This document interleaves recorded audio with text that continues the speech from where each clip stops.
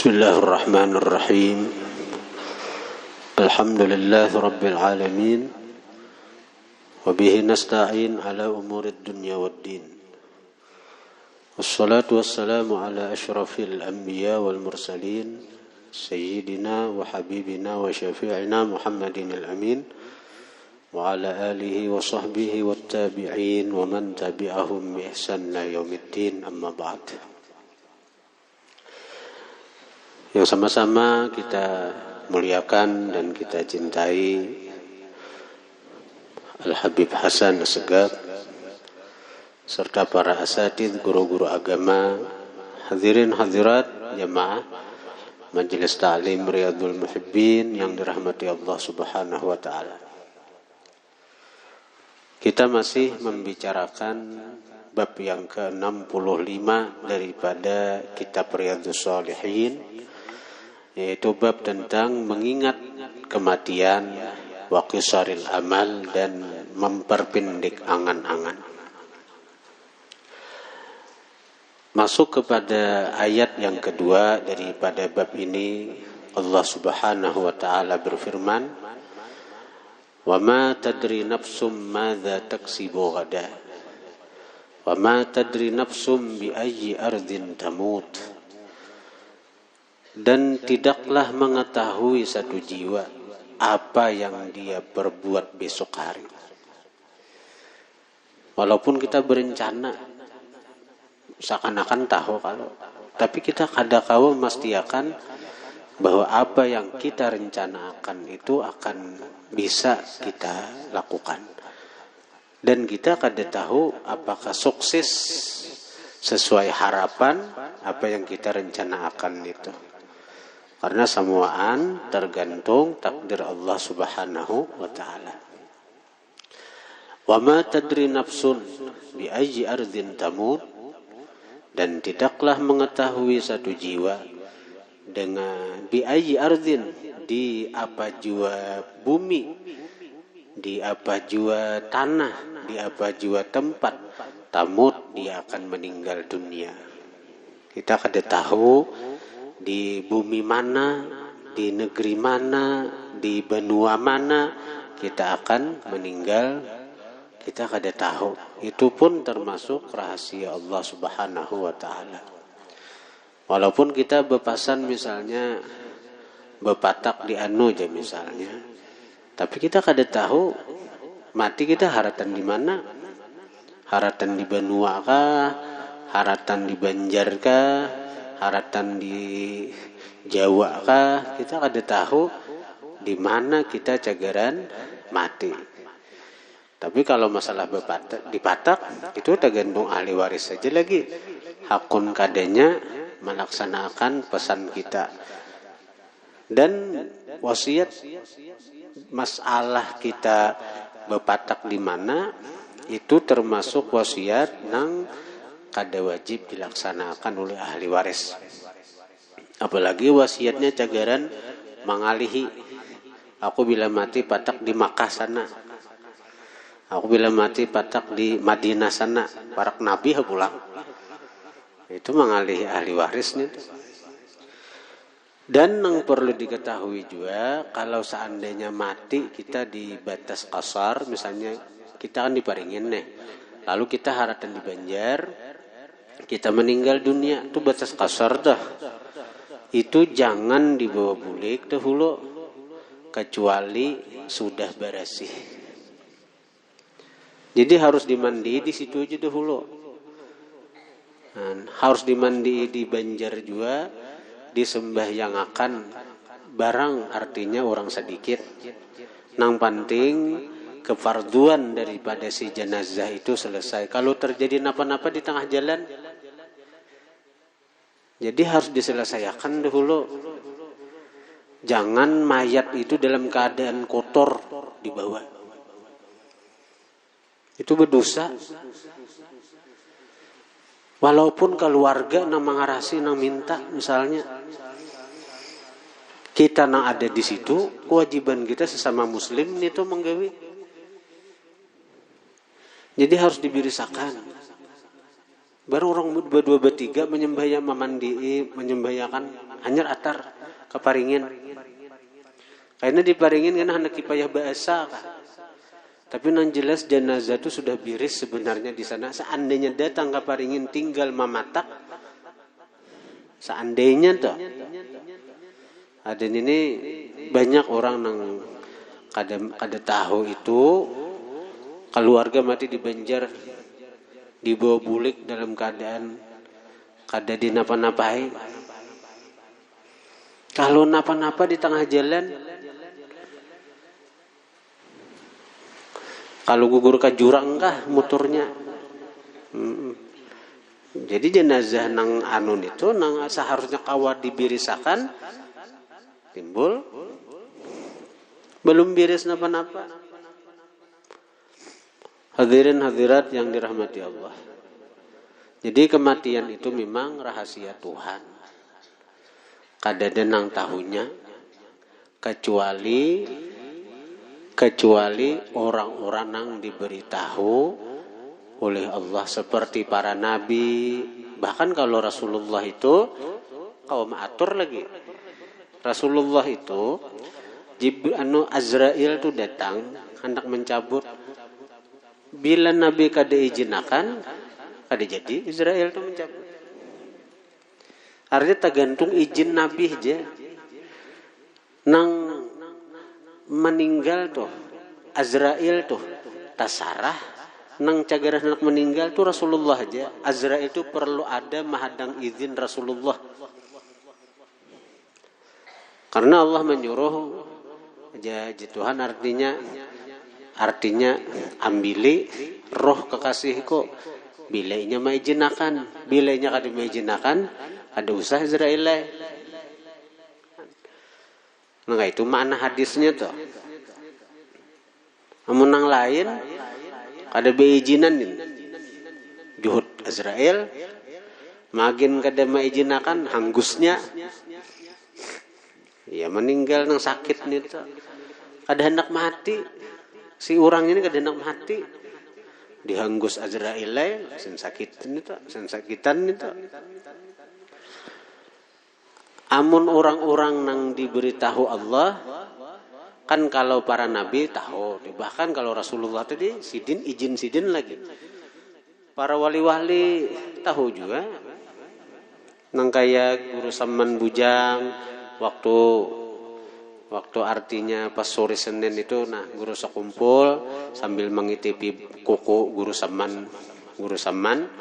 Jadi je guru sekumpul pian isuk bulikah.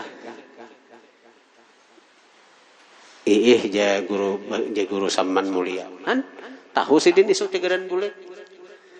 Siapa kena cagaran mamandi, siapa cagaran manalakin, di mana dipatak. Di situ guru sekumpul menakun itu. Tahu orang-orang wali itu karena diberitahu oleh Allah. Sebahagian ulama menjelaskan bahwa tanda-tanda kematian itu sudah dirasakan Tuhan sebenarnya 100 hari menjelang kematian.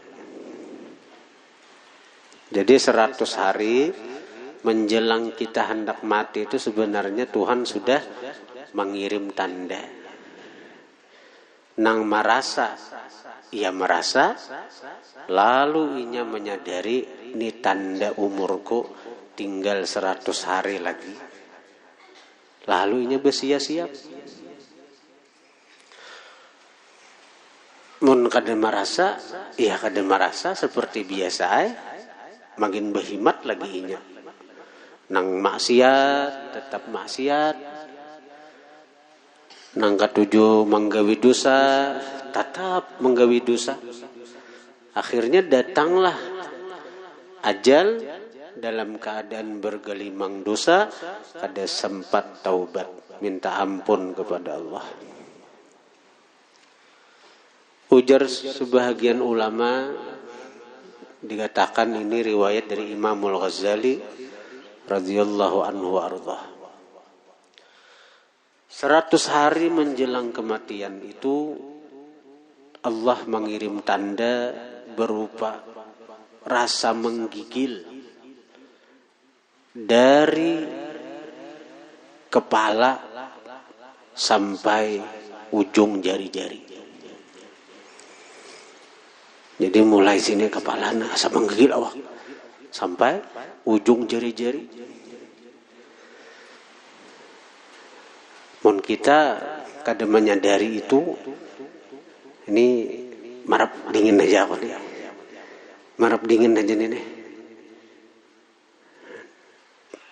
Padahal itu satu tanda sudah Allah mengirim kepada kita. Mulai kepala sampai betis ujung jari-jari ini merasa menggigil, menggetar.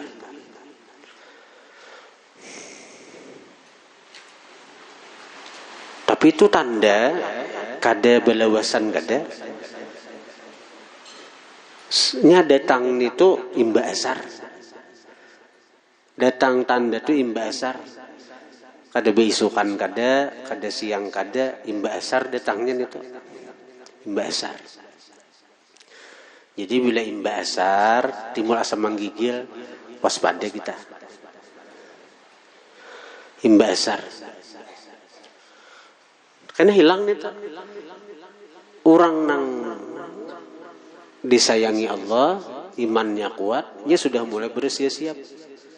Ini tanda dari Tuhan, pemberitahuan dari Tuhan sudah. Ibarat anu tuh di WA orang sudah.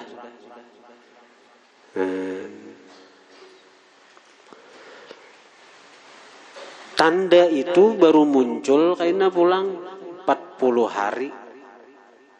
Jadi 40 hari menjelang ajal sampai, Allah mengirim tanda pulang. Tandanya apa? Ada karujutan di bagian pusat. Ada karujutan di bagian pusat. Nah ini tanda.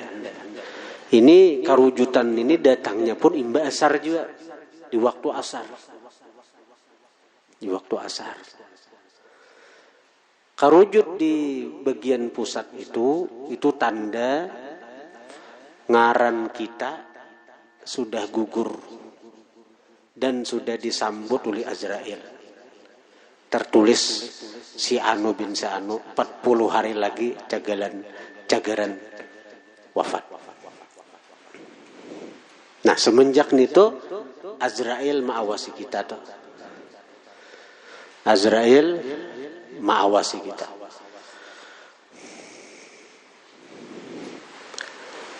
Mun orang-orang sadar nih nya mulai banyak puasa sudah. Banyak puasa, saya kira ketika datang habis umur itu kada banyak lagi nang dikeluarkan dari kotoran kita nih. Kasihan tukang mandi. Kasihan tukang mandi, mbak sudah dibasuhnya, dipicik keluar pulang. Jadi amun orang sadar nih, ada karujut di bagian pusat, imba asar juga nih. Asar juga. Nah, banyak puasa Senin Kamis kah. Saya kira mengurangi kotoran nang cagaran keluar dari perut ketika umur sudah habis. Tapi sekali lagi ini rasa hanya bisa disadari oleh orang-orang nang imannya kuat. Amun inya kada beriman atau imannya kurang, saya biasa aja. Ini karujut biasa aja, rancak ayo karujut. Nang di bawah padi, rancak karujutnya juga. Ya Allah, nang di bawah pada pusat rancak bakarujut.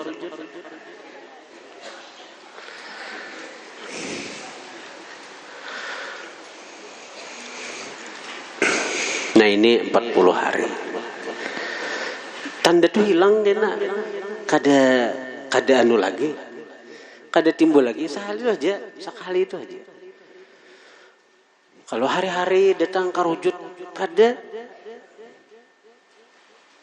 Hari-hari datang karujut kada ada. 40 hari itu aja. Itu pun imba asar datangnya. Waktu asar.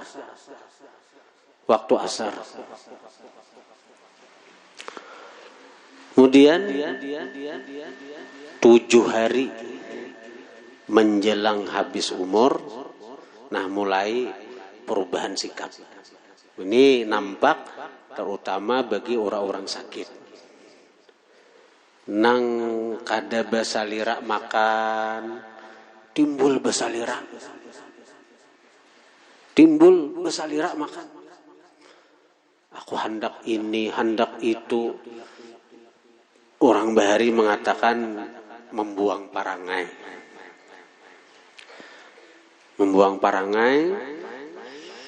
Menghabiskan rajaki. 7 hari ini tuh. Itu tanda menjelang 7 hari datangnya takdir Tuhan. 3 hari menjelang umur sampai, datang pulang tanda dari Tuhan, yaitu karujut antara dahi sini, di tengah-tengah dahi ini bakar wujud, di tengah bakar wujud, di tengah-tengah, di dahi nih bakar wujud, di tengah-tengah nih, nah bakar wujud. Mun orang kada paham apa bakar wujud ya, ini aja rezeki tegar melihat duit kah aja, duit aja pikiran, ini tegar melihat duit saku aku nih aja. 3 hari lagi. Ini nang sihat nang garing. Ya, ini. Nang sihat nang garing. Nah, dai. Sehari menjelang kematian ada karujut di ubun-ubun. Di ubun-ubun nih. Ubun-ubun. Nah, itu tanda kita kada cagaran manamui asar esok hari. Tapi belirit mulai nang 140, nang ke-7, nang 3 hari, nang terakhir deh ubun-ubun. Bila bakar wujud di ubun-ubun tuh, tandanya kita kada cagaran bertamuan lawan asar esok hari. Besi siap aja, siap, tinggalkan usaha, tinggalkan dunia. Banyaki apa? Banyaki sholawat lawan Nabi dan husnudzan, sangka baik lawan Tuhan. Tuhan mengampuni kita, Tuhan sayang lawan kita, semua kesalahan kita dimaafi sidin aja. Itu dikuatakan husnudzan, sangka baik lawan Tuhan. Bila sudah nangka itu tuh timbulakan sangka baik aja lagi. Jangan mikirakan, mah aku ni banyak dosa cegaran disiksa, aku ni banyak maksiat cegaran masuk neraka. Jangan mikirakan itu. Nang dipikirakan tuh betapa Tuhan ni sayang lawan hamba, cinta lawan hamba, maha maampuni samuan dosa hamba.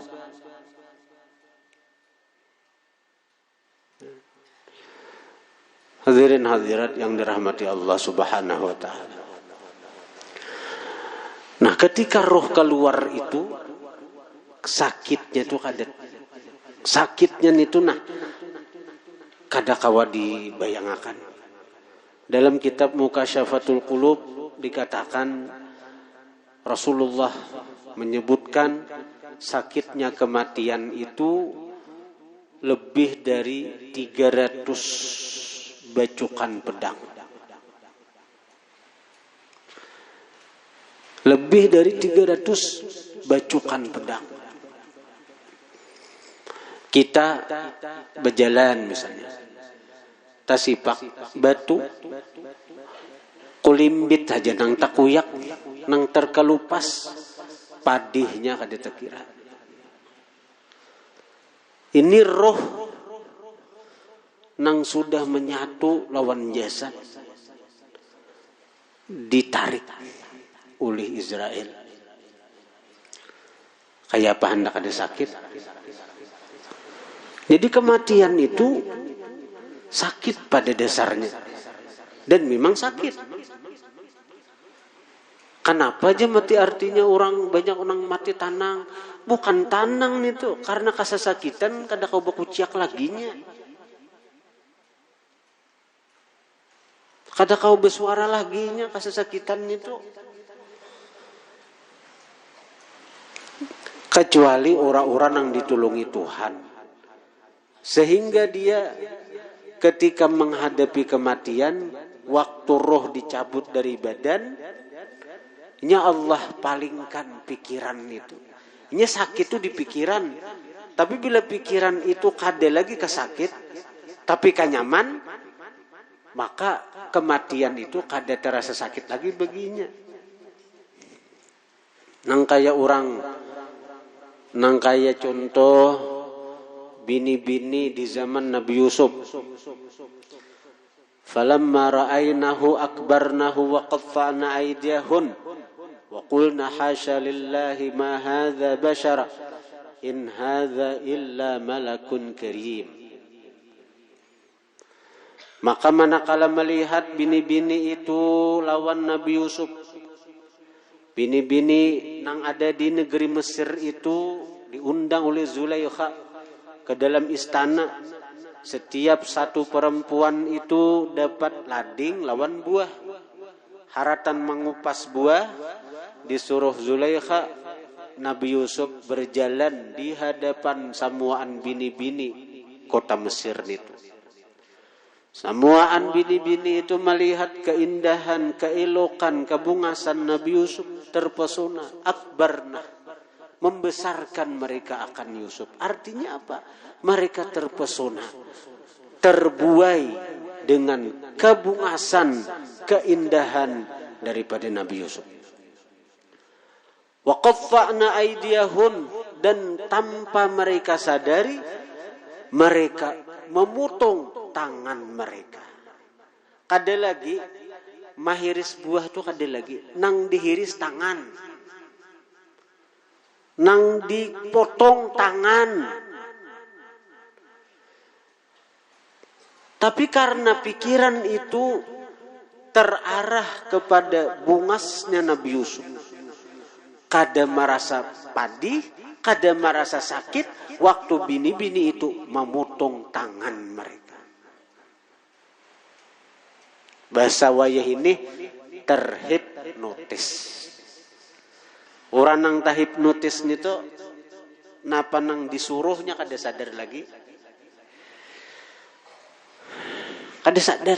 Napa nang dipandirnya, napa nang digawinya kada ingat lagi. Ini bini-bini terhipnotis kepada keindahan Nabi Yusuf. Kayak itu juga orang-orang nang disayangi Tuhan. Ketika mereka hendak mati, Allah sayang kepada mereka. Sakira jangan terasa sakitnya kematian, Allah lihatkan surga kepada mereka. Jadi mata itu memandang surga, mata memandang keindahan surga. Nih cagaran tempat ikam, nih cagaran artinya kediaman ikam. Melihat lawan surga, melihat lawan surga. Akhirnya apa ketika mata melihat surga, pikiran terhipnotis, terpesona dan keindahan surga, Azrail mencabut nyawa si orang beriman tadi. Kada berasa lagi sakitnya, kada berasa lagi karena pikirannya sudah di surga. Tahu-tahu roh lepas dari badannya.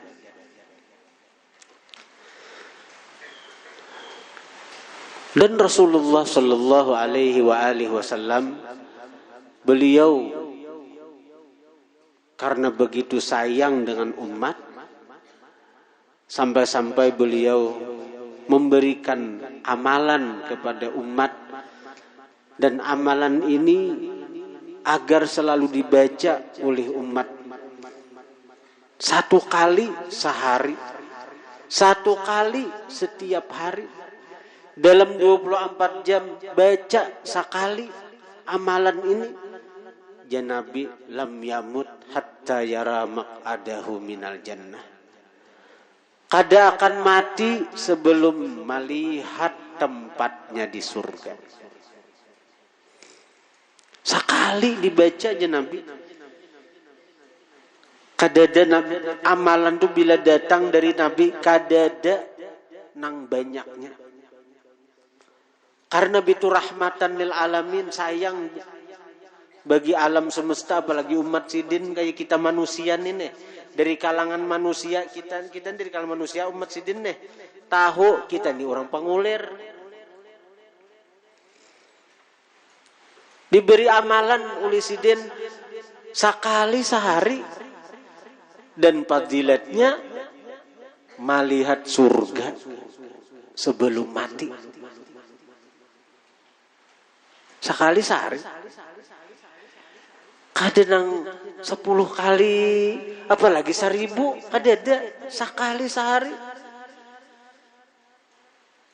Subhanal qa'imid daim, subhanal hayyil qayyum, subhanal hayyil ladzi la yamut, subhanallahil azim wa bihamdih, subuhun quddus rabbul malaikati war ruh, subhanal aliyyil a'la, subhanahu wa ta'ala. Itu aja amalannya, sekali sehari dibaca. Dan itu termasuk amalan yang wajib di pesantren yang dibaca. Sekali sehari. Kita biasanya baca habis isya. Sekali aja sehari, malam ke siang kan. Nang sekali sehari itu aja, kadang-kadang kada baca kita. Apalagi hari parai 2 hari kada baca. Bulan puasa sebulanan parai baca. Namun di pesantren baca boleh ke rumah diingat lagi.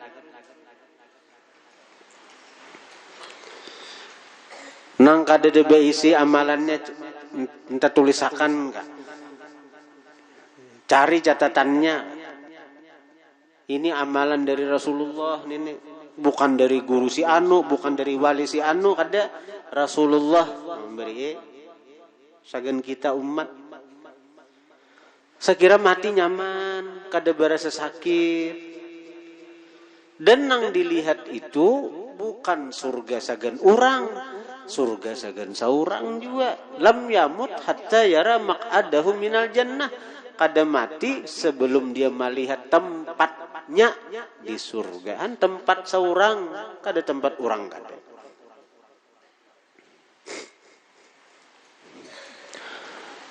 Surga dilihat nyaman sudah mati. Apalagi amun nang dilihat nito, amun dilihat asal kejadian surga. Siapa asal kejadian surga? Surga samuaan alam semesta nang ini nah Allah ciptakan dari nurnya Rasulullah sallallahu alaihi wasallam. Maka ketika ada seseorang hamba nih meninggal dunia, nang datang Rasulullah maambili menjemput, kada takira lagi senangnya hati nih, bahagianya hati. Rasulullah nang datang maambili, Rasulullah nang datang menjemput, laju pada truk keluar roh itu lagi. Umpat Rasulullah, diambili Rasulullah, dijemput Rasulullah. Makhluk nang paling disayang Allah, paling dicintai Allah, bahkan asal dari seluruh alam. Nih tunang datang, maambili, menjemput. Bebinian, lakian, bila dasar takdirnya hendak mati itu Rasulullah nang datang. Untung benar nih. Al-Habib Ali bin Muhammad Habasyi mengatakan, barang siapa membaca La ilaha illallah Muhammadur Rasulullah sallallahu alaihi wasallam 120.000 seumur hidup. 120.000 seumur hidup, kada akan mati sebelum melihat Rasulullah secara langsung dengan dua mata kepalanya. Kada dalam mimpi lagi. Kada mimpi lagi melihat Rasulullah. Mata kepalanya melihat. Dan biasanya ini terjadi ketika hendak wafat. Rasulullah nang datang.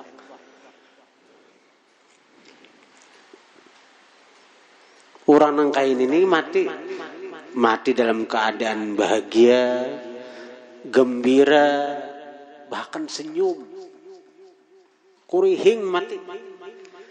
Kayak pak kada kurihing, amun lawan Rasulullah. Bersama Rasulullah. Kayak pak kada bahagia.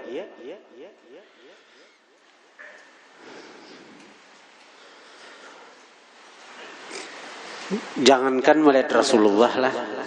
Jangankan melihat Rasulullah secara langsung nih. Ketika kita nih duduk saurangan, bayangakan aja Rasulullah. Bayangakan Rasulullah senyum lawan kita. Bahagia dengan kita sebagai umat sidik. Nah, membayangkan Rasulullah itu aja nah. Dengan sebab membayangkan Rasulullah aja nah, maka kebahagiaan akan datang menghampiri kita. Kita sebagai umat nih, bayangkan aja Rasulullah. Kayak apa Rasulullah itu sayangnya lawan kita umat. Kayak apa pengorbanan Rasulullah untuk kita umat ini nah. Bayangkan aja Rasulullah. Kebahagiaan akan datang menghampiri kita. Bahagia. Karena itu amalan yang baik diamalkan di hati nih. Ya Sayyidi ya Rasulullah. Ya Sayyidi ya Rasulullah. Ya Sayyidi ya Rasulullah. Itu amalan baik di hatinya. Selalu berbicara ya Sayyidi ya Rasulullah. Wahai Tuanku, wahai utusan Allah. Hati kita selalu terhubung lawan baginda Nabi. Hati kita selalu kontak dengan baginda Nabi. Dan Rasulullah setiap kali hambanya memanggil dengan hatinya, Rasulullah akan manyahuti. Rasulullah akan menjawab panggilan suara hati daripada umatnya. Ketika hati kita berkata ya Sayyidi ya Rasulullah, wahai Tuanku, wahai utusan Allah, hati kita nih memanggil Rasulullah. Rasulullah akan menjawab panggilan suara hati kita. Ujar Nabi, apa yang engkau kehendaki wahai umatku? Kita sembahyang tulah, assalamu alaika ayyuhan Nabi. Salam atas pian wahai Nabi. Itu Rasulullah menjawab itu. Kita aja nang ada mendengar karena banyaknya dosa kita nih. Nabi mengatakan kalau artinya syariat Rasulullah bila memberi salam itu sunat. Menjawab salam wajib. Itu syariat Rasulullah. Bila kita diberi salam, wajib kita menyahut. Itu syariat Nabi. Itu ajaran Nabi. Bila diberi salam, wajib menyahut ajaran Nabi. Nah, ketika dalam sembahyang, bahkan termasuk rukun qauli, kita diajarkan untuk apa? Memberi salam kepada Nabi. Dalam sembahyang, bila kita kadang memberi salam lawan Nabi, kada sah sembahyang kita, karena ini rukun qauli. Assalamu alaika, salam sejahtera atas pian. Ada kada orangnya? Kita aja nang kada merasa, kita nang kada melihat. Jangankan melihat, merasa aja kada kita nih.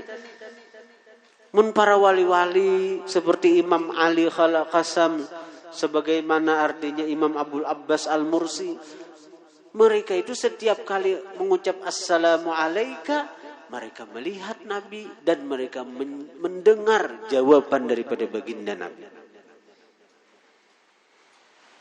Nah, sekarang hati kita, ya Sayyidi ya Rasulullah, ya Sayyidi ya Rasulullah. Rasulullah mendengar jeritan suara hati kita itu. Kebahagiaan akan datang menghampiri kita.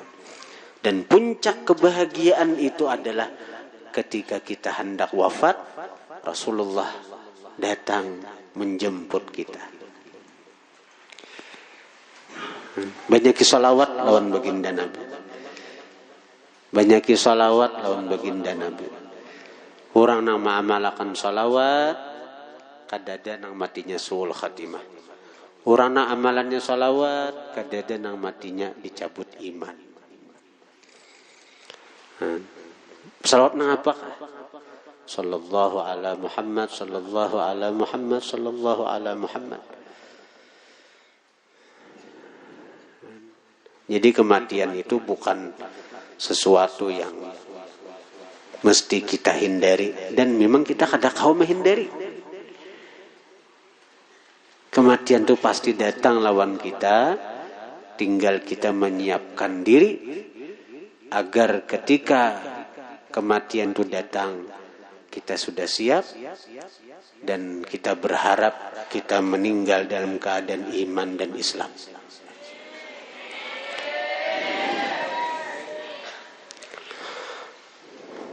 Wallahu a'lam.